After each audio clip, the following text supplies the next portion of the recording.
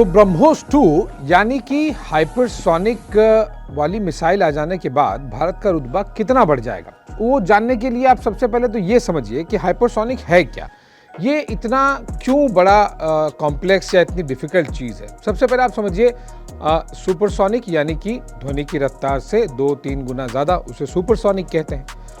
जो कि ऑलरेडी ब्रह्मोस है, लगभग 3 गुना ध्वनि की रफ्तार से ब्रह्मोस की स्पीड है और ये वर्ल्ड की सबसे तेज़ क्रूज मिसाइल है। लेकिन हाइपरसोनिक मतलब आप ये मानिए कि 5 से 7 गुना तेज़ी, ध्वनि की रफ्तार से ज़्यादा तेज़ अगर कोई मिसाइल हो जाए तब उसे हाइपरसोनिक कहते हैं। और जब ये डेवलप हो जाएगा तब फिर उसका नाम होगा ब्रह्मोस 2, यानी कि ब्रह्मोस 1 अपनी जगह पे होगा ही, जो लगभग 3 गुना की रफ्तार से ध्वनि की चलेगा, और हाइपरसोनिक यानी कि 5 से 7 गुना। अब हाइपरसोनिक ये इतना बड़ा और कॉम्प्लेक्स चीज़ क्यों है? क्योंकि इतनी तेज़ी किसी मिसाइल में लाना बहुत ही डिफ़िकल्ट है। और इसीलिए अब आप समझिए कि कितने कंट्रीज़ इस हाइपरसोनिक को डेमोन्स्ट्रेट कर चुके हैं या फिर वो दावा करते हैं कि उनके पास है। उंगलियों पर आप गिन सकते हैं। चीन और रशिया ने तो प्रूव कर ही दिया है कि उनके पास हैं, जैसे कि चीन के DF-17 है और भी कुछ उसके वेरिएंट्स हैं जो कि हाइपरसोनिक है। और रूस ने भी ये प्रूव कर दिया है। साथ ही साथ नॉर्थ कोरिया भी कभी कभार क्लेम करता रहता है और ईरान भी क्लेम कर रहा है कि उन्होंने हाइपरसोनिक मिसाइल बना ली है। हालांकि अभी तक वो पूरी तरह से टेस्ट करके कंफर्म करना और पूरे विश्व को प्रूव करना ये नहीं हो पाया है चीन और रूस के अलावा। लेकिन बड़े बड़े देश, अमेरिका, फ्रांस, डेवलप्ड कंट्रीज जो हैं, यूके, ये सब भी अभी तक हाइपरसोनिक बना नहीं पाए हैं, केवल बनाने की कोशिश कर रहे हैं। तो इसी से आपको अंदाज़ा लग जाएगा कि अगर अमेरिका, फ्रांस और यूके अभी तक नहीं कर पाया है, यानी कि बहुत ही एक कॉम्प्लेक्स चीज़ है, ये इतनी आसानी से बनने वाली है नहीं। लेकिन भारत ने ऑलरेडी उसकी तरफ कदम बढ़ा दिया है और जो मिसाइल चूज़ की गई है जो कि हाइपरसोनिक होगी वो है ब्रह्मोस 2।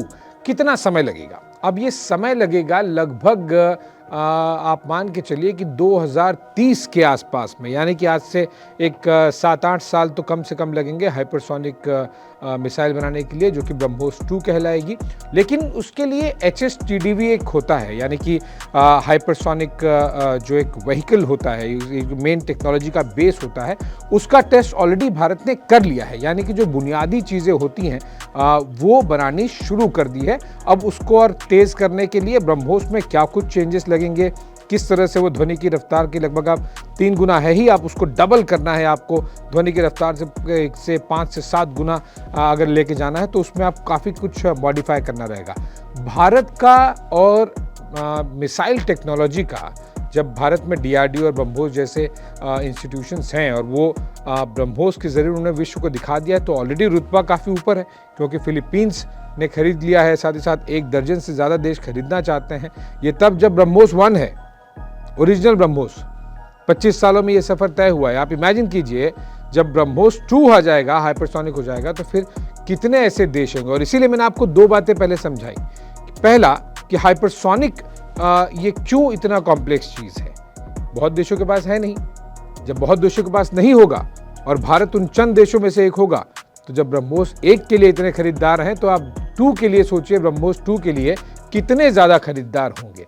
और इसी से आपको अंदाज़ा लगेगा कि ब्रह्मोस 2 जब हाइपरसोनिक बन जाएगा अगले 7-8 सालों में, या हो सकता है 9 साल लग जाए, तब भारत की ब्रह्मोस 2 मिसाइल के खरीदार, कदरदान और भी ज़्यादा हो जाएंगे। अब तो केवल 1 पे 1 दर्जन है, तो तब मान के चलिए कि आप 25-50 देश इंटरेस्ट होंगे। लेकिन क्या भारत बेचेगा? बहुत मुश्किल है, क्योंकि ये टेक्नोलॉजी, कोई भी टेक्नोलॉजी जो बहुत मुश्किल से डेवलप होती है, उसे आप तुरंत ही बेचने के लिए नहीं, एक्सपोर्ट के पॉइंट ऑफ व्यू आप नहीं करते हैं। उसे आप, जब तक वो आपके पास सुप्रीमेसी है, वो आपको एक स्ट्रैटेजिक एज देती है, यानी कि आपके एडवांटेज में होता है, क्योंकि वो बहुत कम लोगों के पास या किसी के पास नहीं है, तो फिर आप बहुत आसानी से उसे बहुत लोगों को बेचते नहीं है, वो क्योंकि आपको स्ट्रैटेजिक एडवांटेज होता है। तो भारत के हाइपरसोनिक मिसाइल ब्रह्मोस 2 को लेकर बहुत ज़्यादा खरीदार बढ़ जाएंगे, लेकिन भारत बहुत ही चुनिंदा तरीके से इस मिसाइल को अगर बेचना चाहे, एक्सपोर्ट करना चाहे, जो कि ब्रह्मोस 1 में किया जा रहा है, वो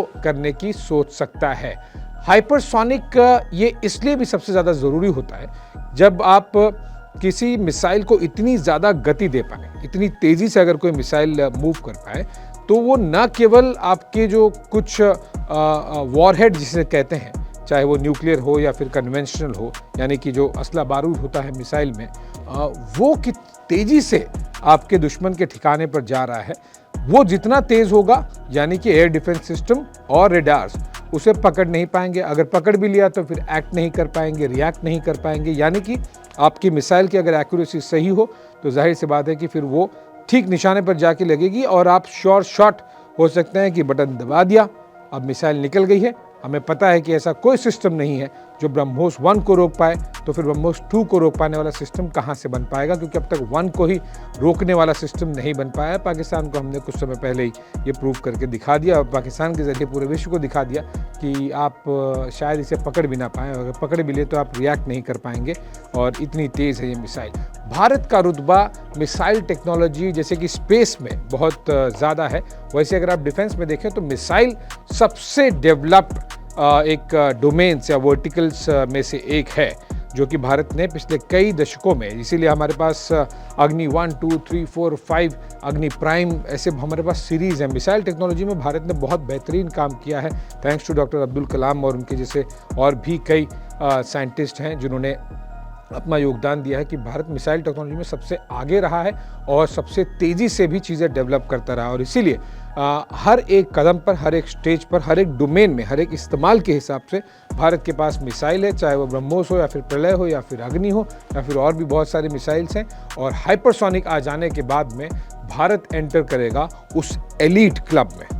यहाँ पर एक जाते जाते क्विक पॉइंट ज़रूर बताना चाहूँगा, क्योंकि भारत और रूस की जॉइंट वेंचर है, यहाँ पे पार्टनरशिप है ब्रह्मोस को लेकर। रूस ने ऑलरेडी डेवलप कर लिया है हाइपरसोनिक, तो फिर भारत के लिए और भी ज़्यादा आसान हो जाएगा, क्योंकि ब्रह्मोस यानी कि BrahMos aerospace private limited joint venture है भारत और रूस के बीच में। तो अगर रूस के पास है यानी कि एक पार्टनर के पास है, तो दूसरे पार्टनर को मिलने में, उसकी टेक्नोलॉजी या उसे समझने में या उसे मदद मिलने में बहुत ज़्यादा समय नहीं लगेगा। और इसीलिए भारत अगर जब भी हाइपरसोनिक की रफ्तार में आएगा, उसको मैन्युफैक्चरिंग को लेकर बहुत ज़्यादा समय नहीं लगेगा।